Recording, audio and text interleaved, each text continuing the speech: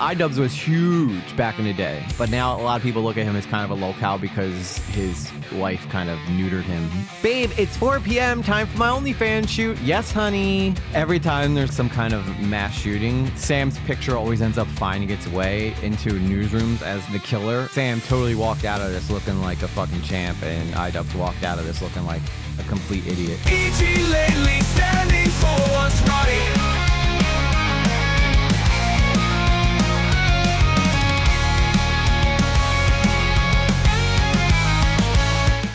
Tonight, I wanted to do something a little different. I thought it'd be fun if we went back and we revisited a drama that was a big deal at the time, but nobody really talks about anymore.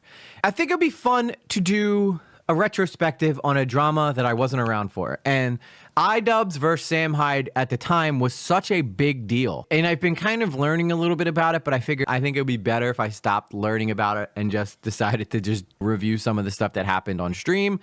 Because when it went down with the whole creator clash thing of that nature, literally everybody was talking about it. So since I wasn't around for that, I'm sure a lot of you guys have, especially those of you in the commentary community, know about the story, but you haven't seen my reaction to it. And the people who aren't from the commentary community are going to learn about the story, which is a really interesting story. I wanted to talk about Sam Hyde versus iDubbbz. This happened 2 years ago. Okay, so this is late stuff. So that's why it's a retrospective. Retrospectives, for anybody who doesn't know what that means, it's taking a look at something that happened before and looking back at it. And so we're going to watch Turkey Tom's video about this tonight, which is going to be an abbreviated version of it. Well, you're in for a treat because this is a really good story, believe it or not. In short, iDubbbz, after he did his content cop, he started these things where he would do documentaries on interesting internet people. And the first one he did was on a guy named Dax Flame. It was really successful. So then the second one he wanted to do was on Sam Hyde. But Sam Hyde, being like the entertainer he is, if you guys don't know who Sam Hyde is, you'll learn in a minute who he is. Sam Hyde decided to play a joke on iDubbbz because, you know,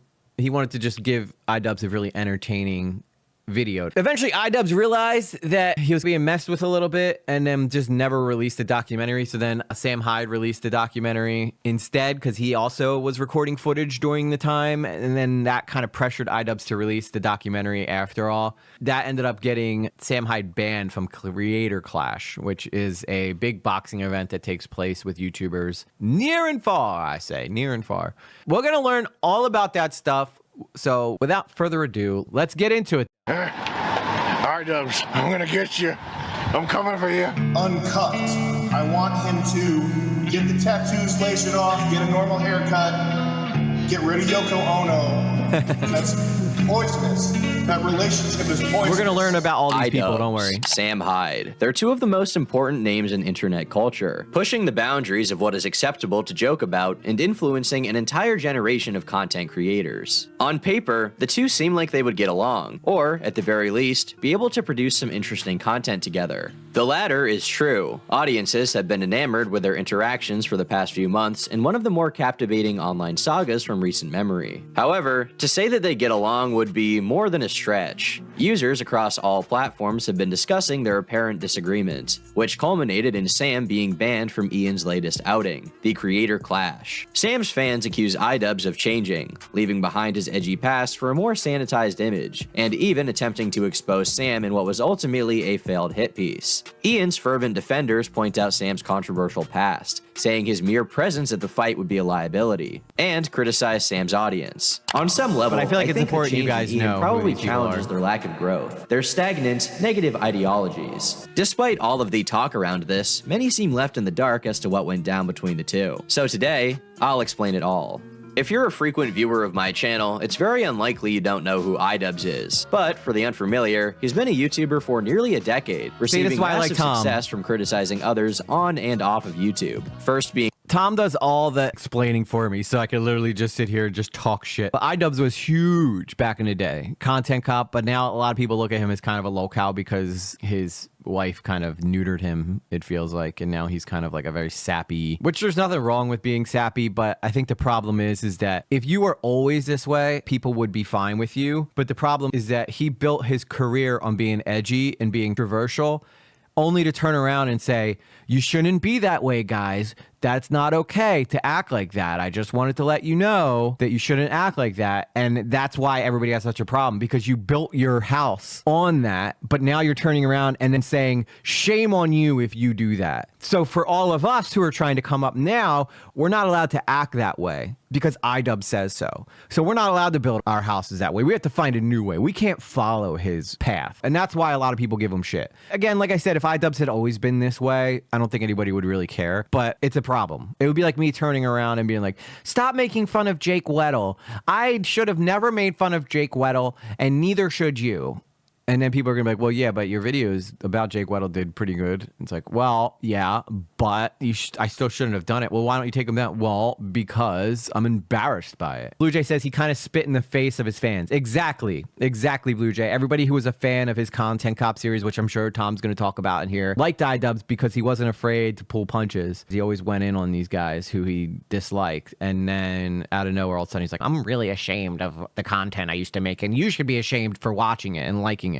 Being known for his appearances in Filthy Frank videos, Kickstarter Crap was his first successful series, where he would review poorly made Kickstarter projects and interact with their creators. Lolcow. This later evolved into Content Cop, where he would pick apart a YouTuber or entire genre of YouTubers in comedic fashion. And this was the real highlight of what he did best. Not only were his critiques extremely hard-hitting, but his humor was basically unparalleled in comparison to other YouTubers. For a few years, it seems like anything he said would become a meme in and of itself. Hey, that's pretty good. I have crippling depression. Say some fucking gay shit. I'm gay.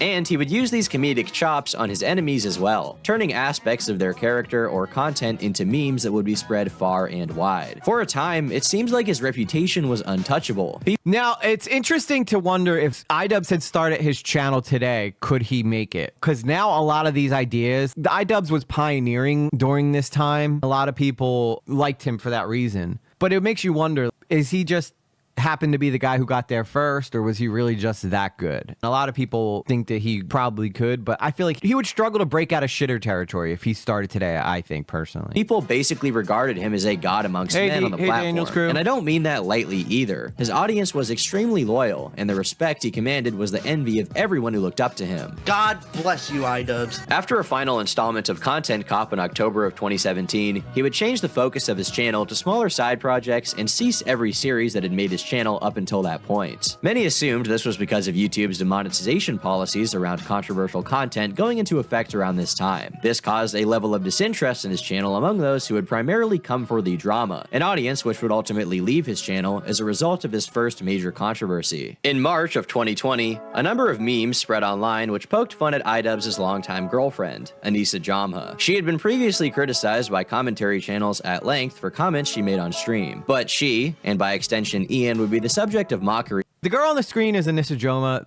That's the girl who a lot of people claim is the one that neutered iDubbbz. Look at her. She's a drop-dead gorgeous woman. iDubbbz wouldn't be the first guy that has fallen kowtowed to a beautiful woman. And then I'm sure Tom's going to get into it, but she started an OnlyFans too, which made a lot of people shit on iDubbbz for letting his wife be nude online. But she makes a fortune doing it, so I can't even blame her for that.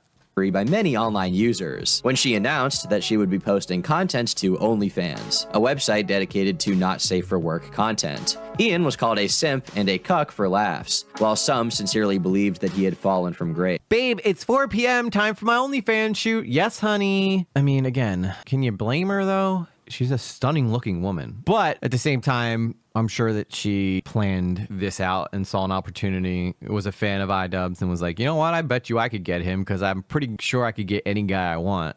During this time, she looked good, but she cut her hair and it kind of looked a little more, I don't know. Anissa actually cheated on her partner with Ian. Yeah, because she probably wanted Ian. She was probably with some Chad guy because that's who I'd imagine she'd date, a real handsome fella. But the guy was probably not as rich as iDubbbz or have the influence of iDubbbz. It's not like iDubbbz, I think, is an unattractive guy. No, it's just girls be girls, you know, especially girls who look like Anissa. They tend to get what they want. Usually they don't take no for an answer. So let's be honest. Girls are very good at just dropping last week's bad news, you know, and moving on. He responded to this in a video titled Sex Workers, iDubbbz Complains. A good amount of people are just doing the reasonable thing and just making jokes and laughing about it. but there's a whole nother group of people who feel personally devastated and betrayed. Wait, she dated a dude who was 7 years younger and 17 when they started? Jesus. Maybe she was just tired of... I don't know. I can't really explain that one. That one's weird. That one's weird. I guess good for that 17-year-old dude. Great. While the reception from his audience was mostly positive, the video still had the highest dislike ratio out of his entire channel, with 270,000 of his viewers clicking the thumbs down. He also lost 20,000 subscribers, which, while not massive compared to the size of his channel, is still worth noting. I believe this is the moment when the rose-tinted glasses much of his audience had began to fade. Regardless of their reasoning being somewhat petty, it opened the doors for many more criticisms of him to be made, which brings us to the man that is currently a voice for that part of his audience, Sam Hyde. I want him to get the tattoos lasered off, get a normal haircut, get rid of Yoko Ono. That's poisonous. That relationship is poisonous. She's like his entertainment handler. Like she's his fucking career manager now or something. She's got to go, man.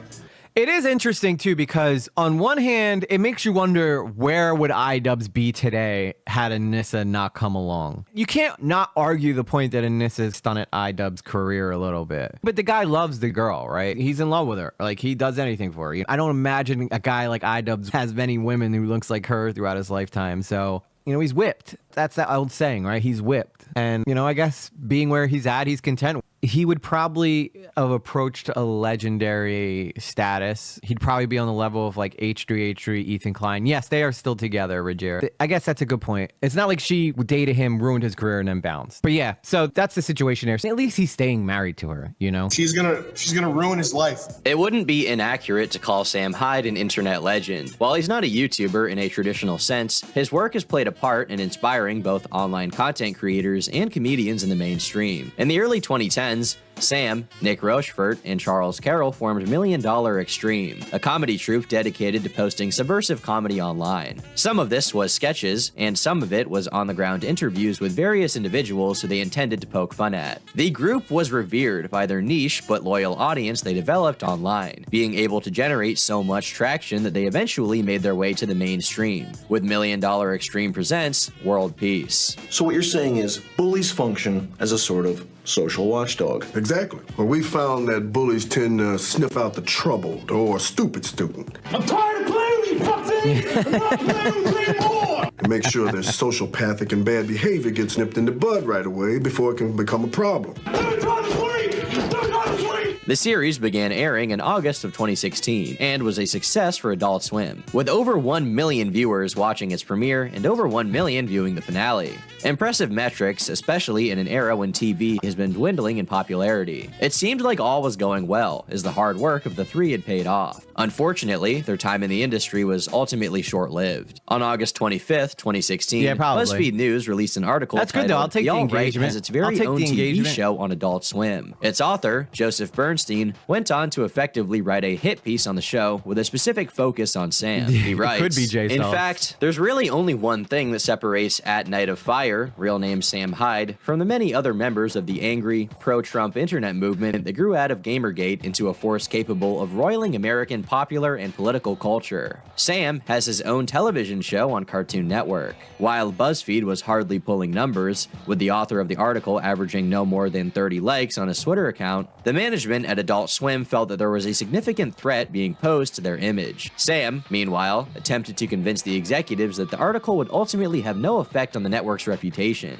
It's a shame. I mean, that's what I fucking told Mike Lazo on the phone. I was like, you know. So if you guys don't know, $1 Million Extreme was a show on Adult Swim, and a lot of people were saying it's alt-right because his writing is very controversial, and he does that on purpose. The top 4 people are live streaming now after season 3. Are they? Good. Yeah. I know that Reddit Jimmy started live streaming. I know that Summer started live streaming. I don't know if they even do that anymore. I think that they both went back to having jobs. I still check in with Reddit Jimmy from time to time. He seems to be doing pretty well. I don't know if he's still streaming like he was, though. I think he's kind of more selling merch now. Begging him to fucking listen to Reason. I was like, dude, just fucking grow some balls for like 2 days and like wait this out. It'll be gone, I promise you. And it was just, you know, they weren't having it. They wanted it to stop. Despite this, the show was canceled after just 1 season. Which is a damn shame, because I feel like World Peace would have became a super popular show on Adult Swim. after it was canceled. And I think that Adult Swim missed a huge opportunity, but then they were like, okay, with Rick and Morty, who did do controversial stuff, but I guess they weren't like on the level of Sam Hyde. By the way, just to show you guys the genius of Sam Hyde, he did an entire TED talk. You guys know those TEDx talks? He kind of weaseled his way into one and it gave like the most ridiculous speech ever. It was freaking hilarious. Oh, they pretty much quit. It's hard, dude. Like, I don't think that people realize how hard streaming is until they start doing it, especially when you come off a show. I feel like a lot of people are, oh yeah, you know, by the way, we're gonna stream tonight, and I'm on Fish Tank, and now I'm like, okay, well, here we are. I'm gonna just go off Fish Tank, and then I'm gonna become a huge star. And it just doesn't work like that. You gotta be able to build an audience, cultivate people, get to know people, keep people, and there you go. You know, leaving the three out of a job and meaning any attempts to work in the industry past that point would likely be fruitless. Sam's YouTube channel was also terminated at the time, and the subreddit for the comedy troupe was similarly banned. $1 Million Extreme was disbanded, with the three going their separate ways to make ends meet. Since then, Sam has been posting content online on YouTube. Look how much different Sam looks when he was younger, though.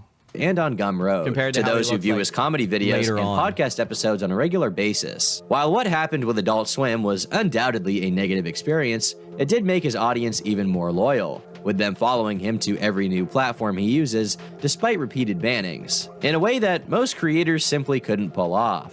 But for years, it seems Sam was on an island of his own, rarely appearing in content with other big names, existing segregated from the rest. Exactly, Fat Matt. They can't live off of Fish Tank forever. Eventually, they're going to have to do something that keeps people around and stays relevant. And unfortunately, playing games. I think that game streaming, unless you've already established an audience, is really hard to break into. It's really, really fucking hard to break into. Scott says Sam Hyde is my favorite black woman. Hey, mine too. Mine too. Rest of the world of online content until 2022. On January 8th, 2022, the Hyde Wars channel released The Truth About iDubbbz. Framed from the title as a sort of exposed video, the upload itself is actually a rough cut of a documentary iDubbbz had filmed 9 months prior about Sam Hyde. So this is the documentary that we were talking about earlier, and this is where I guess Tom's gonna break it all down now. Ian's most popular uploads from the last 2 years have been videos taking a look at interesting internet personalities who may otherwise be unexplored, like Airsoft Fatty and Dax Flame. Ian flew from California to Rhode Island to film a similar video about Sam, someone whose work had clearly... Sam, a real big stepper. Yeah, here's the thing, too, about Sam. His audience is wild. They're a fucking wild bunch. Just the fact that I have Sam Hyde in the title is probably putting me in front of a bunch of people who are like, I don't know who the fuck this chode is. But that's totally cool. I still like this topic, and I'm still going to continue to talk about it. I like Sam Hyde personally, and I think that the guy has had an amazing career, and he's probably one of the most creative minds out there, so I'm going to talk about him. Inspired him in some way in the past, and to many, has a certain mystique about the intentions with some of his jokes. On paper, it seems like a good idea, but 9 months later, the documentary still hadn't been released on the iDubbbz channel, and he had ceased to respond to texts that Sam had sent him. And I think I bothered him too much. Something like that. I wasn't like an asshole or anything, but I think I probably just texted him too many times. Hyde claims he had spent 2 weeks and 50. But Sam wanted that documentary to come out because that documentary that Sam was in was going to help his channel. It was going to help give him exposure online. And even though he had MDE, $1 Million Extreme, as popular as that show was, you know, he still wanted to build an empire online as well. I feel like $1 Million Extreme just didn't even get a chance to really reach the potential that it could have reached. I think that it probably could have been one of the most popular shows ever on Adult Swim. And we're talking about comparing it to anime shows that are on there, like Attack on Titan and things of that nature. But what Sam had was very interesting. I don't know why he didn't just take it to YouTube, though, but I guess he would have wanted it on YouTube. He said, I think he would have probably been banned, too.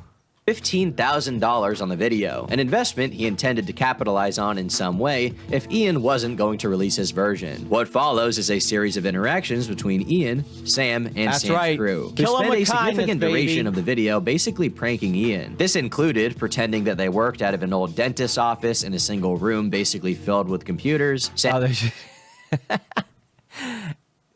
Sam's a millionaire, but he convinced iDubbbz that they all worked out of this tiny little room around this fucking table, and they were all crammed in, and they would come up with these completely retarded ideas that they were trying to convince iDubbbz that that was really what they were planning. Saying bizarre shit about making beats and cryptocurrency, trying to get Ian to try lean, introducing Ian to an actress Sam had hired to play the role of his cracked out girlfriend, who was honestly pretty convincing. That's true too, Matt. It didn't seem like YouTube was that big back then, but this was only 2 years ago, so YouTube was pretty big, and you could make a lot of money off it, but I think at the same time, you know, he was coming off the success of $1 Million Extreme on Adult Swim.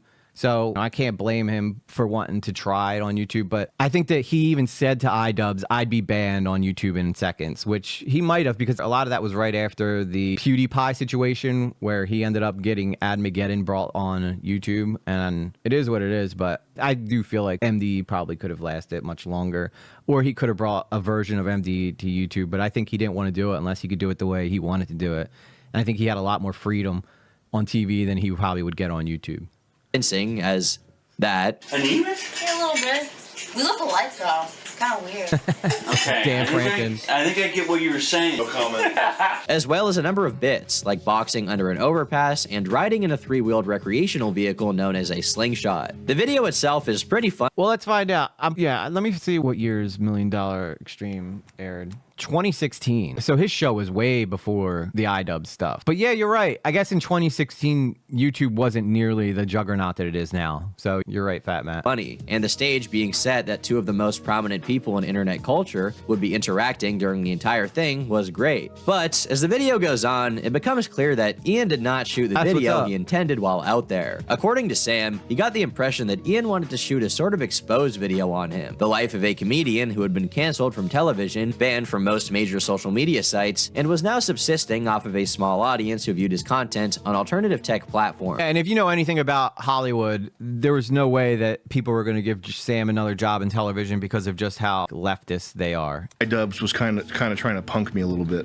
Yeah. And like make me look like a guy that had like fallen off, which I have. Like I've fallen off, like undoubted. But I think he kind of wanted to come out here and see something depressing. Later on in the video, during an interview, Ian attempts to press Sam on the intentions with his comedy. Look at the difference though. This is like why Sam's such an intimidating guy. He's sitting in a chair higher than iDubbbz, evil eyeing and looking deep into his soul, and you can see like iDubbbz is incredibly uncomfortable in this situation. Sam is like a big, strong fucking dude. But again, I don't think iDubbbz knew that this part was being recorded on Sam's end, but I think that Sam was trying to cover himself if iDubbbz tried any slippy, sneaky shit. Which him releasing this footage before iDubbbz could, I think kind of forced iDubbbz to have to release his version and not be a complete twat about it. Because I do think, even though iDubbbz kind of made Sam look somewhat bad in his documentary, I think that he was planning on making him look a lot worse originally. Possibly calling back to his ties to the alt-right around the 2016 election. Ian seems to subscribe to the idea that the intention with comedy should be clear, and there should be an obvious punchline, rather than masking yourself in irony and never revealing what you mean by what you say, if there is any meaning at all. Sam, however, states that he has no intentions of being completely upfront about what the joke is, instead wanting it to be somewhat open to the viewer. Is it valid for me to just not care about that? Like, do I have to be like scrutinizing my words and be like, oh, maybe I could get more views if I really explained what I meant when I said cum dumpster? Like, can I not give a fuck about that at all? Yeah, because I think that's the whole point of Sam's comedy, right? Fat Man says he didn't really like Sam's comedy at first, but now I get the gaslighting more, and I love it. Also, watch season 3 live, and it's way different. And by the way, just so we're very clear, I think that Sam Hyde won this whole thing. I mean, obviously you can. Okay, good. Thank you. Yeah.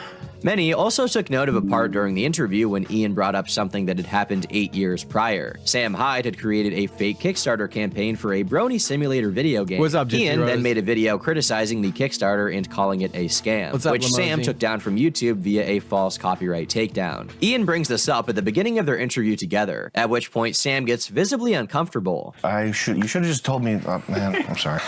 No, it's all good, man. It's I don't like having static with people that actually like. Sam and many of his fans interpreted this as a gotcha moment, where Ian would attempt to call out Sam by bringing up a negative interaction the two had years before. This brought into question Ian's intentions when making the documentary. Had he done it to make a hit piece on Sam? Yeah, I mean, at some point, Ian even says to Sam, that's the whole reason I'm here, is to remind you that you copyright strike me back in the day. I think he pretty much screwed over one of Sam's Kickstarter campaigns, which is why Sam was mad. And you could still abuse the copyright system to this day, and YouTube will at least reverse it now, but back then people could really abuse the copyright system. But I think Sam totally walked out of this looking like a fucking champ, and iDubbbz walked out of this looking like a complete idiot. Sam? Was he trying to make a critical video on his comedy and his life? Yeah, Sam what was is the point of it all? Given Ian had fella. walked away from making edgy jokes on his channel, was it possible he was trying— By the way, for my regular audience who's not familiar with Sam Hyde, every time there's some kind of mass shooting, Sam's picture always ends up finding its way into newsrooms as the killer somehow. I have no idea.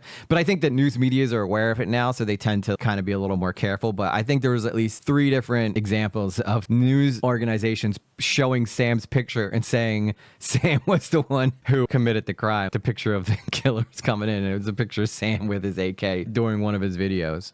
Trying to distance himself from But that's the genius of his comedy. I don't know. I get a real Andy Kaufman vibe from Sam Hyde. I think the whole idea is that he doesn't want you to know if he's serious or not, and that's what makes it fun for him. You take away the fun for him, then he's not going to be interested anymore in really doing it. He's the shooter. Maybe. He could be. He's the shooter, you know. He is a shooter for sure, but I don't know if he's ever killed anybody. He might have. I don't fucking know. That part of his past by, as Sam said, punking him. Is it because you're, doing so much that you just sort of forget all the bridges you burn and all the like people you fuck with? Yeah, Andy Ian Kaufman is a was perfect great. example. You can't ignore the fact that it does seem like Sam Hyde does take a lot of, he doesn't obviously do Andy Kaufman's material, but he gets a lot of the same vibe when Andy Kaufman would break his neck or something like that, or pretend like he was flipping the hell out. That was the whole fun of the gag. And I feel like the minute that you pull that curtain away and you look behind there and see who the person is, it's going to take all the fun out of it. And I don't think Sam ever wants that to happen. Obviously, I don't know Sam, but as an entertainer, I feel like that's the whole mystery and the fun of it. Example of someone who made it to the top using extremely offensive content and pulling the ladder up and telling others not to do it. Ultimately, answers to these questions would be up in the air until nearly a month later, when on February 2nd, 2022, iDubbbz released Getting Away With It. Gargatula says, I don't think he's like Andy Kaufman because he's not playing a character. He's pretty genuine. It's just that fucking with people is his sense of humor. Yeah, that makes sense too. But I also think that Andy Kaufman kind of fucked with people and as his sense of humor, but he just did it in a different type of way. I would say that he's kind of like a modern day Andy Kaufman. Jet made an Andy Kaufman reference at the end of season 3. Andy and Sam are geniuses. Yeah, they are. They're fucking great. And I liked at the end of Fish Tank season 1 when Sam did the Willy Wonka thing. So, he does appreciate the old school entertainers. The Monkey God says Sam mentioned something about a conversation on a pod about iDubbbz and his producer about interviewing Sam. Yeah, I think we're going to get to that too. We're going to take a look at a lot of this stuff that happened. I wasn't streaming when all this went down, so I'm interested in the story, so that's why we're talking about it tonight. The full documentary that so many had been pining for. It was a good video by most standards. The editing was captivating, it was well-paced, the writing and commentary from Ian was interesting, and the video itself filled in many of the missing pieces from the one on the Hyde Wars channel. There were also several segments that were clearly filmed very recently in direct response to what Sam and others had said about Ian's intentions in the video, where he attempts to explain himself a bit more. I feel that the opening shot of the documentary after the intro encapsulates the rest of the video quite well, in fact. Well, my name is Gormedios, and I'm a 400-year-old vampire, but I actually appear to be 13. According to Ian, he had set out to film a serious documentary. Sam, for all of the content that's been posted about— Yeah, you're right, Gorgatolov. I'm just going to call you Loth from now on, just so I don't have to always try and say your name, but I think that this is just Sam. I don't think he's playing a character either. I think that he is this person and he just enjoys it. He's probably always been this way. I can imagine him in school fucking with the teacher like hardcore. About him online ultimately is not like mainstream e-celebrities in one particular way. We don't know much about his personal life. Many content creators will spend a Tony significant Clifton was amount of fucking time great. updating their audience on their personal endeavors. In fact, the content many of them produce is just about the lives they are living. By contrast, the majority of Sam's content comes down to his comedy. And while he has many sincere moments on his podcast and in interviews he's done, he ultimately is much more guarded than the average internet personality. According to Ian, he wanted to peer into that world, something Sam responded to with a series of comedic bits and pranks intended to entertain the audience. Sam wanted to do a collab video, and in Ian's words, he wanted to peel back the curtain to pick the brain of someone who many see as elusive. Sam is funny too because he has gone to comedy clubs and intentionally bombed. One time I heard him say that he did a comedy show, and instead of doing a comedy act, he just read crime statistics. So it's like he's purposely doing this for his internet audience. He's not doing it for the crowd that comes to see him.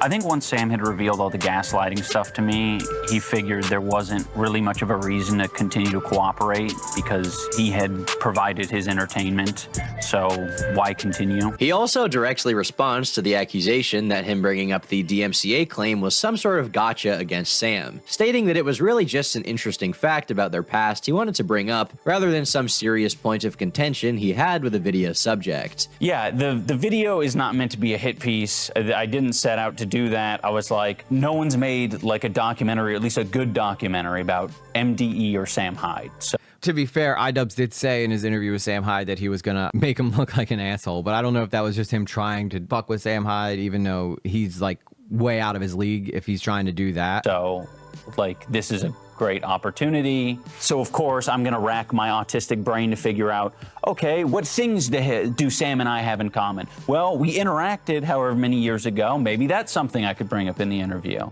But from both cuts of the documentary, it can be seen that this was the point when Sam got a bad feeling about the entire thing. Well, the Candyman's fucking scary, Nitro Dubs. You don't want the Candyman coming. Candyman is a promo that Sam did for my audience that's not familiar with it. You can tell there's a lot of Sam Hyde fans in here, which I think is dope as hell. By the way, like, I completely 100% am on Sam's side in this thing. I think that iDubbbz did him fucking dirty. Shut down. You guys just weren't comfortable around each other. The vibes were just weird. Yeah. It's clear there was some serious miscommunication between iDubbbz and Sam, and from this point on, the static created by that remained between them. Once Ian flew home, Sam clearly had a somewhat negative view of how things had gone. He thought there was some bad blood Ian had with him, and that the video's intentions I'm not trying were to get not necessarily copyright conducive strike by to success Turkey or likability. Ian, on the other hand, states that it was merely an interesting fact he wanted to bring up, which The Monkey God says iDubbbz should have taken the L and admit that he got trolled, but feels like he got done dirty and all went downhill from there. Yeah, I think that's true too.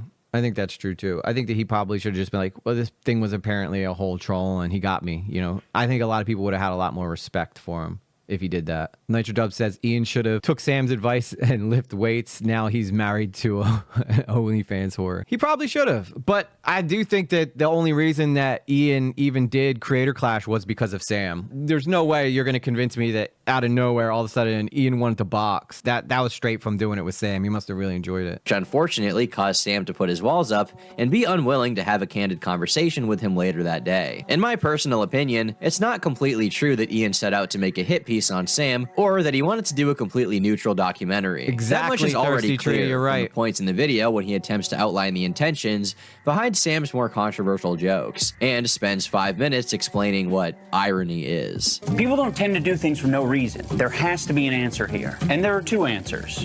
Either you're just bad at irony, or you're just being sincere.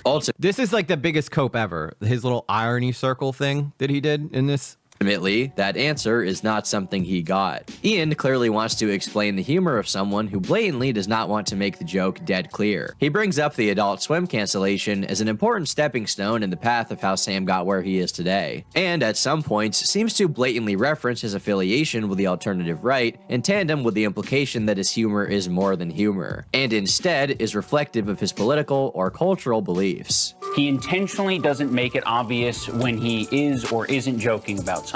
Why he does this is up for interpretation, I guess, but after seeing how much he appears to involve himself in political ideologies, it seems he prefers to use meta-irony as a shield. Did he set out to make a hit piece? Maybe not. Even if he had, it's unlikely it would have any real effect on Sam's following or bottom line. But it's clear that Ian wanted to pin down what Sam means by some of his more wild jokes. And Decker Kate says, last comment, the reason Sam is blacklisted is because he's constantly referencing the genetic behavioral disposition, averages plus culture of Jews and their subversive takeover of America, its culture. Yeah, that's probably a good way to get yourself blacklisted. Although now it seems like a lot of people have a lot of takes that are not very positive towards the Jewish culture. I'm understanding that Sam tends to be on the right wing, and that's fine. I would consider myself the same. But I also think that it's really, really hard to understand Sam's complexity, too. You have to understand his art, and his art is not easily understandable for many common people. Loth says, Ian's circle is actually pretty accurate. Saying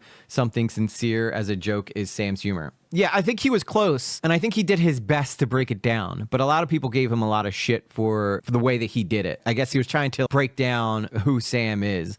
And I think also when he did the post-irony part where he was talking about how people who aren't in on the joke are made to feel stupid, so then, you know, Sam's protect it because people just don't get his humor. I think that was iDubbbz projecting a little bit there as well, though. But I think he did an okay job trying to break it down. Make a point about the importance of intentions of comedians. He wanted to criticize him for his comedy. But it's also a perfect fallback option for when you receive criticism for a point that you are genuinely trying to make. He concludes the video by saying that he was ultimately disappointed with the outcome. He didn't learn anything about Sam he didn't know from the onset, and did not accomplish the goal of the video. Regardless, the video itself performed pretty well. It got more than 4.5 million views, and despite whatever weirdness there may be behind Ian's intended message, viewers really enjoyed seeing the official cut of the doc.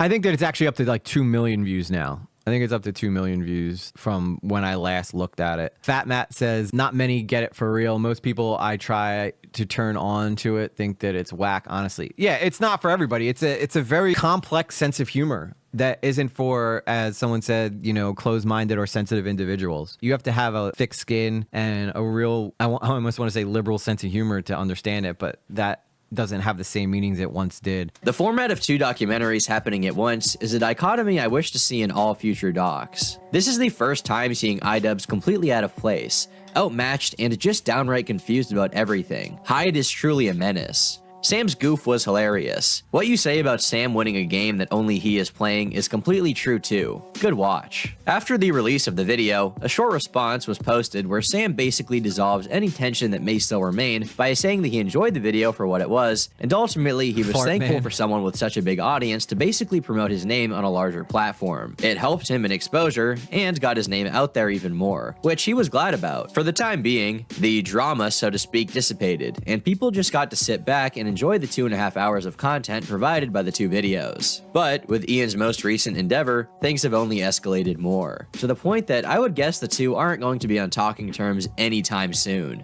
Yeah, the way to edge someone into Sam Hyde is to show them Eric Andre.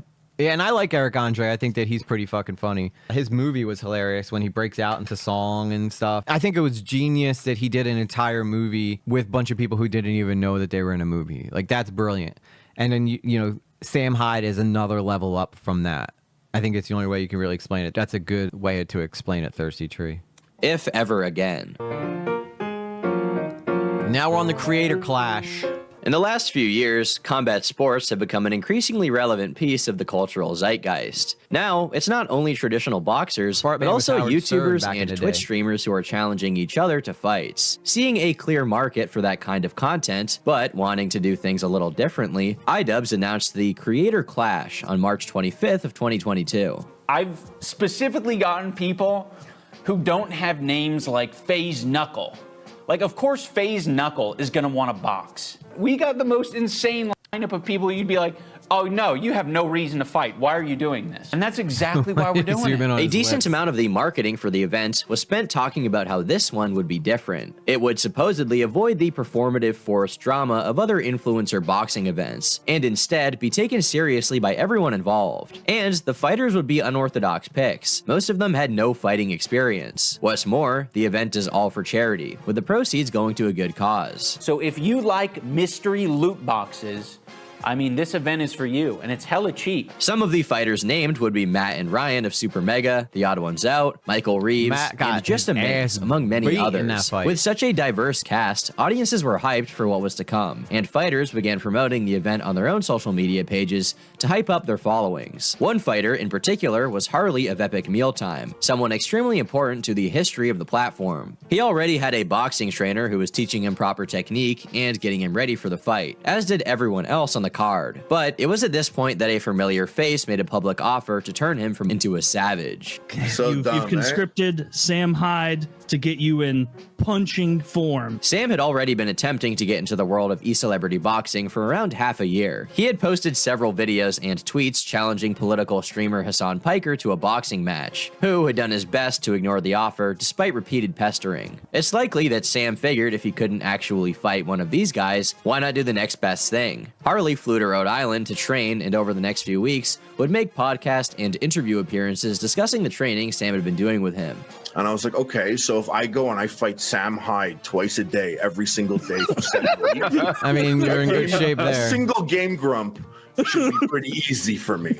Once again. Yeah. I didn't get to watch those because I wasn't really streaming when those fights went down, but Harley won. I do know that. Las says, Office Maggot sketch is a good intro because it will filter the people who can't handle the edginess, and it's also him satirizing his own views with an exaggerated performance of them. Yeah, I think that a lot of people would enjoy $1 Million Stream. Again, I would not do it if you're somebody who's sensitive or can get offended very easily. He's not your style then. But I think that for people who do have like a nice sense of humor, that Sam Hyde's definitely worth visiting. And the Hyde name had managed to wiggle its way into mainstream e-celebrity talk, leaving Ian in a somewhat awkward position. He had recently released the documentary, something he had received a decent amount of backlash for amongst the MDE fanbase. Now, with his most ambitious endeavor in the history of his YouTube career, Sam was getting involved. During the Truth About iDubbbz, Sam directly claims that the celebrity boxing event was inspired by the time he sparred Ian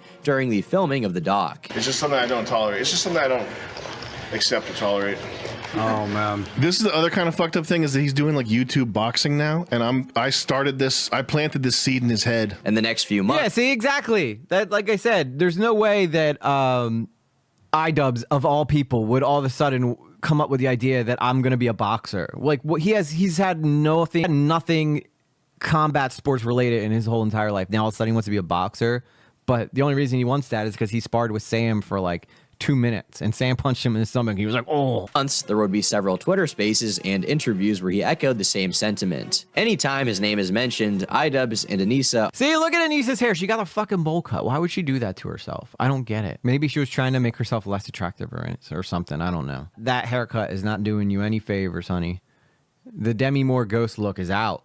Maybe that's where she got it from, Demi Moore from Ghost, because she had that same haircut. Are audibly and visibly uncomfortable, not wanting to even mention him in tandem with the event. At the same time, he would further challenge Hassan to a fight.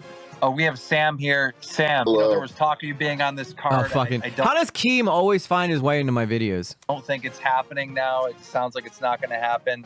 But how serious are you about boxing, and who would you love to box in the future? Lamosi says, well, iDubbbz was going to box a React YouTuber, Jinx, I think back in the day. Is that guy who just would sit there and stare at videos and let him play while he didn't react at all? I think I know who you're talking about. But Jinx never agreed. iDubbbz challenged him. Oh, okay. Yeah, because I'm sure that people wanted to hit Jinx, and then he didn't want to do it. I mean, I'm the guy that, iDubbbz, would you say that I inspired your boxing career? No, you did not. Okay, okay. Anissa outright stated that she thought Sam... EG don't hate Keem, but Keem did call me a Link simp, so I'm not a big fan of that. But other than that, you know, I don't really have a big problem with Keem. He's always been pretty cool to me. Lamosi says, yeah, he just ripped off other people's vids. Yeah. And that's what I'm trying not to do. So I know that it drives some people crazy that I pause a lot. But you know what? Thirsty Tree says, the thing I've realized about Anissa is she may actually be a sociopath. She leans headfirst into what's culturally and socially prioritized, namely left-wing beliefs. Yeah, I think the left wing kind of fucked them all up, to be honest with you. Now, I wonder if Anissa kind of is what made iDubbbz go to the left, you know? Was a risk to the financial viability of the show. Claiming he was an annoying ball jerk, in my opinion. I mean, he definitely is a jerk, but I think that he owns it. their sponsors if he was officially involved in any way. I hit up Harley and asked him who he wants to box. He said Sam, and then Sam tweeted out basically like, you know, what his music would be as he came out or whatever. And I was getting really excited for that because, look, I understand that, you know, Sam might not be on brand, but as far as a show and entertainment, like, yeah, you know, that's what. Yeah, we would lose half the card though, like legit. Yeah, but you would get twice the audience, and you would probably get twice the stream purchases if Sam was in it. Actually, and all the. Yeah, I can think of a ragtag group of people. People are that, weird, like, Gypsy. Sam could People are probably weird. box with in the future, or an event you know that he would probably have to create, and that would be cool. Some crazy event with all sorts of very minimal on-brand friendly people. I think that'd be fucking awesome, but it's just like not really a discussion for us. Yeah, we can't entertain it. Whether there is any truth to that is not my call, and ultimately, I think everyone will just have to take her word for it. But I mean, this is Anissa saying this, though. I definitely feel like Anissa was speaking for iDubbbz there, for sure. iDubbbz has probably always been left-leaning, which isn't a big deal, but he's been conditioned and manipulated by his partner. Yeah, and there's another thing, too. If you are someone who is, like, just look at what happens to Bill Maher, who's probably classic liberal. He gets so much pressure to go further left. Like, if you're on the left, you always have people that are further left from you trying to be like, why are you there? You need to be over here with us. How can you say that about not giving kids fucking hormones? And then they'll shame you, like, you're not one of us. You're not one of us. And a desperate plea to be like, no, I am. They end up doubling down and then going further left than they were before. The game they play. It's just a way for them to make more people left.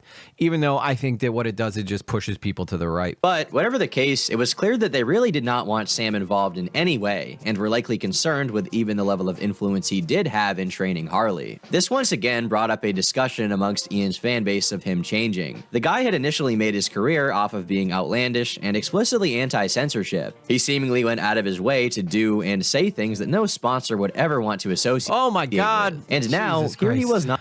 Gypsy says, I think that's the same with the right as well. If you're more central, they try to get people further right. I agree with what you said about the left. Yeah, I don't think the right does it nearly as bad, though. I think the right will try to just piss you off and make you angry, but I don't think that they want you to be like a neo-Nazi or anything. I'm sure in a perfect world they would, but you don't think Cam would fight me?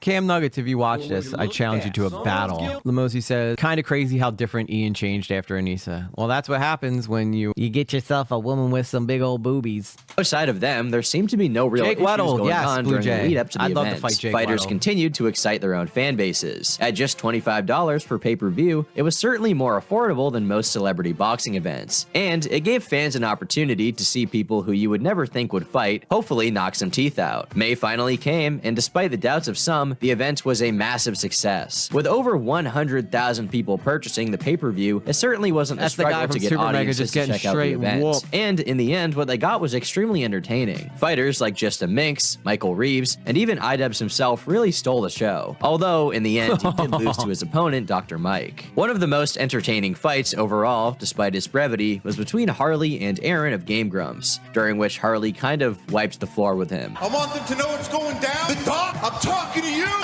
6'6". You think you're tall? You think you're the two-time? This ain't a game, boy. And let me tell you something.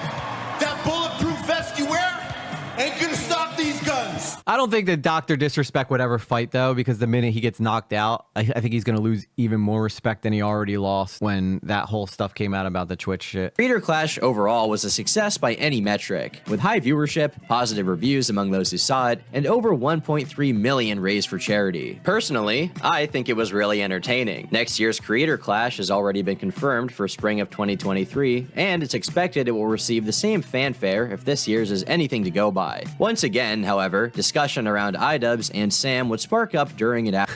Fighting someone who is on crutches or in a wheelchair might earn notoriety, which is always good for publicity and exposure. Yeah, I think you're right. I think the only time it's appropriate to fight someone in a wheelchair is when you are also in a wheelchair. And what happens if you get knocked out in a wheelchair? You don't end up falling to the ground. They do a neck count. Like, they'll just be out in the chair like this. I'd pay to see that, though. That'd be pretty funny. They should have wheelchair boxing. I definitely think so. I'd be here for it. After the event. On May 17th, Sam posted to his Instagram saying, "I bought 5 front row tickets and found out a few hours before the event that I was banned. So out about 11,500. Also, bullshit. security was walking That's around such with pictures bullshit. of my face and bothering people about wearing my shirts. And the cameramen were told to avoid entire sections of the crowd rocking my shit. And I'd Damn still right, train so. iDubbbz for the revenge match if he apologized. Mercy and Grace, high on the list nowadays. Just gotta ditch Yoko Ono. I think that's cool that Sam's still being chill towards iDubbbz. I don't think he genuinely hates iDubbbz. And I think if iDubbbz and Anissa broke up, I think that maybe there could be maybe iDubbbz is too far gone. It would be interesting to see them sit down and talk again after all this. Yoko Ono, of course, being in reference to Anissa. A few days later, YouTuber Brandon Buckingham would go on to release an hour-long video of his own detailing Shout his out Brandon experience at the Buckingham. Creator Clash, Big which fan he of his as attended well. with Sam's production crew. This featured an interview with Sam himself, where he echoed a similar negative sentiment towards Anissa. For all these people, like deep down, I want him to be uncucked. I want him to get the tattoos lasered off, get a normal haircut, get rid of Yoko Ono. Oh, you feel bad for iDubbbz? That relationship is poisonous. At this point, he's like his entertainment handler. Like she's his fucking career manager now or something. She's got to go, man. She's gonna ruin his life. I guarantee it. Mark my words. Mark my words. That woman is gonna ruin his life. During the video, it was also revealed that Sam himself was banned from the event, as Ian seemed concerned he would attempt to sabotage it in some way. But at one point, he said at the tail end of the documentary, when he wasn't getting the footage that he wanted, he was really upset, like an angry, child. He was fucking pouting in his car and shit. And he said, I could see that. Not to me, but to somebody on the crew. He said, usually I'm the puppet master in these situations. That is a weird thing to say, but I feel like a lot of content creators who have had success online would probably say some dumb shit like that. He said 100% on God, he said that. Usually I'm the puppet master in situations. That's how he views himself? iDubbbz the puppet master? I guess so, man. I guess so. Now Nisa's the puppet master, though.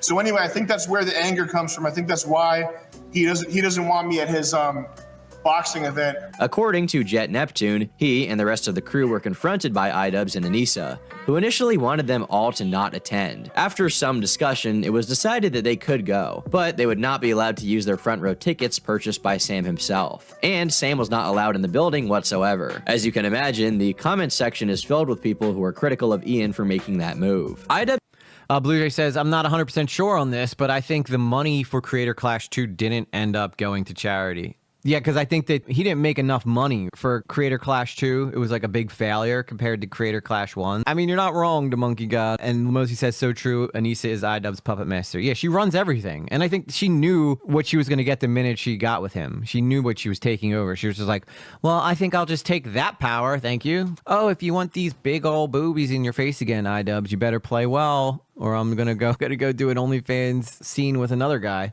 Public comment on any of this since the event. However, he did respond to a Reddit reply speculating on why he may have decided to make the decision. Ian was subversive for most of his career, producing content that YouTube would not overtly approve of. But they've watched him grow and develop as a person. His experiences have made him more rounded, less cynical. I think they see this, and they see him, not as someone. No, it didn't. They made even or possibly came up short. That's what I believe I heard, is that they didn't make enough money to pay any charity. Are they doing a Creator Clash 3? Like, is he going to try again? I mean, he needs to get bigger names in there. He has to pay those people. I don't think that people who are already super successful are going to get in the ring and just start hitting each other in the face for no reason, or not without a huge payday. Because at that point, you need a bigger audience. Like Jake Paul, like you would never be able to get him. Like, I think even Turkey Tom, whose video we're watching, said that if he were to fight, he would need at least like 50K to do it. Someone who has matured and naturally become a bit softer around the edges, but is selling out to the man. Interestingly, Sam called his wife Yoko. Sorry, I didn't mean to pause it again, but Thirsty Tree made a good point. The problem is they paid fighters hotel fees and a bunch of other stuff in the process. Yeah, so that's probably where a lot of the money went that was supposed to go to charity. Oh no. It makes it sound as if he had a Lady Macbeth scenario, removing Ian's agency, going as far as to say Ian can be redeemed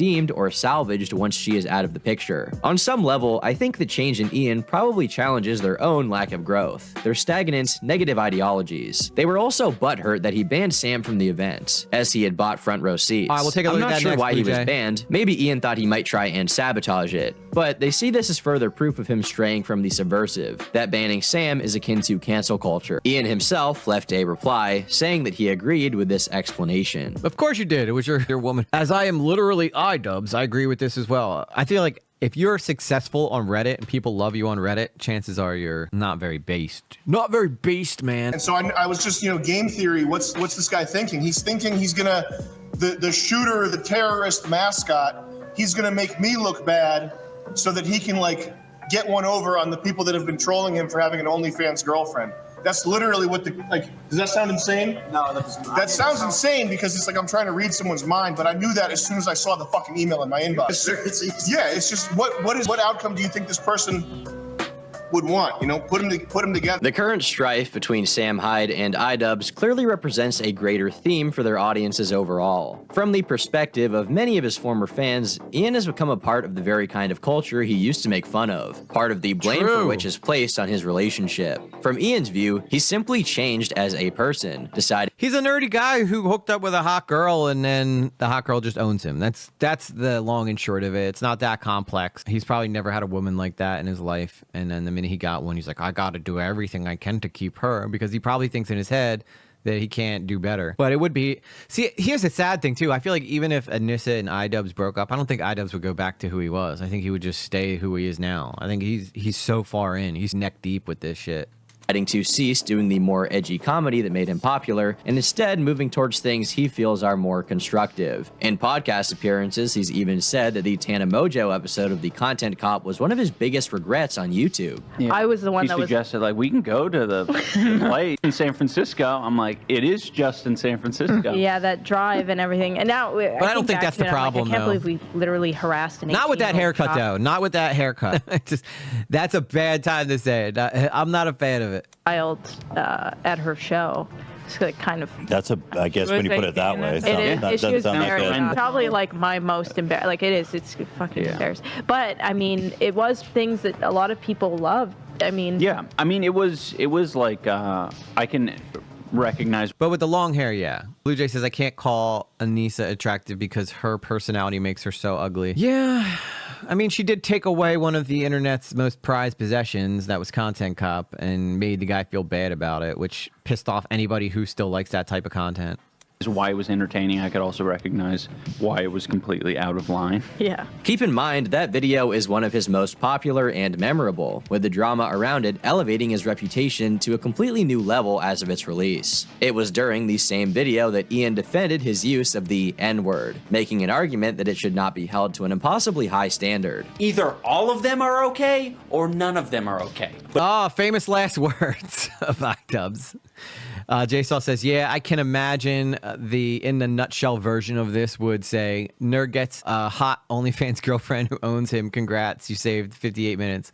Yeah, pretty much. I mean, dude gets whipped by OF girl and completely destroys his reputation online.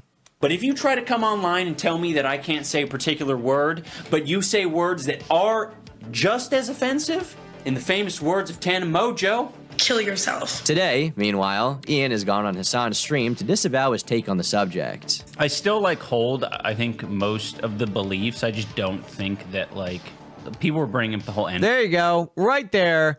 These three sum up this whole fucking issue, right? The fact that they're on with Hassan Piker should tell you everything you could possibly know. This should have been the thumbnail. Word thing. Yeah. And I think basically, I'm just not it's totally fine. I don't need to say the N-word. That's I think I had this philosophy where you're kind of telling me something's off limits and it pisses me off. And I'm some comedians are able to say that. We can only hope so, Lamozy. We can only hope. I just don't think it's. But I agree. It's not necessary. 100%. Given that he has walked back many of the stances that made him so famous in the first place, maybe it's not surprising that some of his viewers are less than enthused with his change in direction. What began as a discussion about his girlfriend has seemingly been given much more substance in recent months. Well, I think people have the same problem with me. Is it the same problem with you? Yeah. Is that we both used to be edgy comedians and we were a part of the larger commentary community. And as we've aged, we've realized that, you want to conduct yourself differently. Well, when you start interacting with the actual world and you're not in your bedroom creating a like sitting in your bedroom for 19 hours creating a hit piece on someone, basically, like, and you actually interact with human beings, you sort of realize like that isn't really real life. Actually, I think it's funny because I feel the opposite way. I feel like that the people who are really for this like hardcore leftist idea are the people who sit in their rooms, and that the people who are out actually seeing real life are the ones who realize why you need to have, you know, conservative ideals in the first place. So I don't know if he's around the right people. That Ian is now very much concerned with how jokes can affect other people, which in the past he was completely averse to. Furthermore, he seems to lean into political comments. Also, let's remember this is entertainment. People, all right, this is entertainment. This isn't fucking, this is like WWE on the internet. Yeah, we try to have constructive criticisms and constructive conversations on this channel, but at the same time, there's got to be a bit of an entertainment value here, or else why the hell is anybody here? There's got to be times where you spurg out for no reason at all so that people are entertained, or else why the fuck is anybody gonna watch this, you know? Made about him in the present day. Like when Hassan Piker claims that he was some kind of crusader fighting for the left back in 2016. What's up, DSB? More, welcome back. Towards the center or left than most content creators of that era, because you were shitting on the most like right-wing content creators of that era. Maybe not like officially positioning yourself as that. Oh, shut the hell up, Hassan. You're just making this up. Oh my God, for a second I really thought that was Bernie Sanders back there just hanging out in this. But it did feel like, I mean, you were like, you dunked on Keemstar, Rice Gum. Like, obviously these are apolitical people, but they're still like very heavily slanted to the right. Leafy, another person like that. Like these, and some of them have come out about their position, come out with their political. Oh my God, he's so fucking insufferable, dude. He's so fucking insufferable. Positions, but like, I would say that they were still like very much like the attitude that they resemble was very much like right wing. You know what I mean? The idea that any of the people Ian was criticizing during the heyday of Content Cop were the most right wing creators of that era is frankly ridiculous. Yes, neither thank you, Keemstar nor Rice Gum nor Leafy were particularly political during that time. The most you could make. I think Keem is more political now. The fact that he's like fan of conservatives, which is fine. You know, I am too. Maybe say about them is that they were more or less tied to the anti-SJW wave that occurred back from 2015 to 2017. That better not and be true, even at that, Sarah. iDubbbz and his pay. friends were involved in the same exact movements. The aversion to outrage culture, the criticism of those who are offended at certain words. That was what literally everyone was doing on the platform. Today, guys, we bring you the most... By the way, can we just talk about how freaking stupid Ethan's hats used to be? Like, he looks like that bear. What's that bear that used to wear the big beanie hat? That's what he looks like. Looks ridiculous. Why would they even make a beanie that big? Triggered woman I have ever seen. And we've seen triggered feminists, we've seen people getting triggered over video games, over Tumblr, over all kinds of wacky stuff, but this one truly takes the cake. Oh, no, it's not a victimhood photo book, it's a feminist photo book. What's the difference? 9 times out of 10 said by a woman to another woman. Yeah, no, I get it. Feminism is for everyone, meaning, you know, this shit could be said to another woman, right? But why does it gotta be a feminist book? Yeah, everyone has the ability. Yeah, I kind of like watching him go after Hassan, though, Lamosi. I think that H3 going after Hassan, and I think a little bit of the old Ethan's waking up a bit now. I think the old Ethan's waking up inside of H3 as he goes after Hassan's and realize how dumb it is to be that so corrupted mentally. To be hurtful, but not everyone. But only women have the ability to be victims. I don't know if you guys knew this, but now the Confederate flag is racist. A couple weeks ago, no problem. Confederate flag, yeah, it just sort of represents the South, no big deal. But now it's racist because some crazy racist psychopath posed with it in a picture. They won't allow Confederate flag t-shirts or Confederate flag Yeah, this definitely seems like a guy who used to shit on right-wing people. bandanas. If it's got a Confederate flag, it's too racist for our website. Oh yeah, Lamosi, we talked about it the other day. It's freaking hilarious. Like him and Hassan have a major beef, and they're going at it. Damn, Dub sounds a lot healthier in this clip. He does, almost like he knows things. Well, we know that's a load of horse shit, right? Because a couple weeks ago, Gypsy. it wasn't a problem. My name is Erica. I'm a poor, queer, disabled trans woman, and have been screwed over related systems of oppression. Yes, I've been oppressed for the following reasons. Not because I'm a bitch. It couldn't possibly be because I have a shitty work ethic. Couldn't be anything that's related to my attitude and the way I conduct myself. It has to be all the things about me that everyone else hates. Oh my God, can someone please fucking show this clip to iDubbbz? Please, for the love of God, can you show this clip to iDubbbz? This is what someone with a clear, realistic approach to life sounds like. Now he would probably say the complete opposite. This rewriting of history is frankly embarrassing, and it comes across like Hassan is trying to rehabilitate the iDubbbz name so that his audience likes them. Hey guys, look at Ian. He's cool now, and he was like left-wing the whole time. I mean, maybe he was, but the idea that he was fighting Tell me that doesn't look like Dan Frampton right there. Taking a second look at getting away with it, during the interview segment, Ian makes a comment to Sam about burning bridges. Part of me feels like you might be being disingenuous by saying you don't remember. I legit don't remember, 100% serious. Really? Yeah. Is it because you're, doing so much that you just sort of forget all the bridges you burn and all the people you fuck? You know what's funny? Earlier in the documentary, iDubbbz said to Sam, why don't you just tell people that you're 100% serious when you are being serious? So I almost feel like this is Sam still fucking with iDubbbz and that he might actually remember it, but he's just telling him because iDubbbz told him to be 100% serious earlier in the documentary when he's being serious.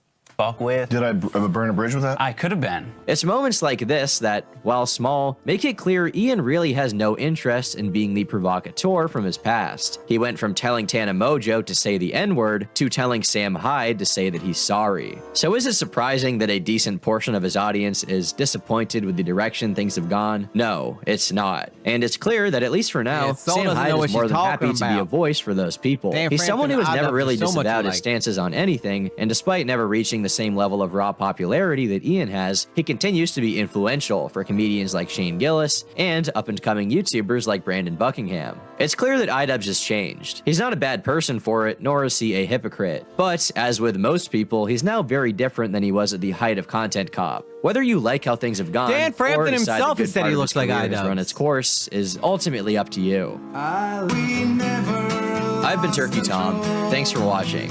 And until next time, leave me alone. Oh, good video, Thomas. Good video. Much love to you guys. I can't even tell you how much I love y'all. Y'all the best. Y'all the dang best. And you guys are better than all the rest. So I will see you guys on the next one. EG out.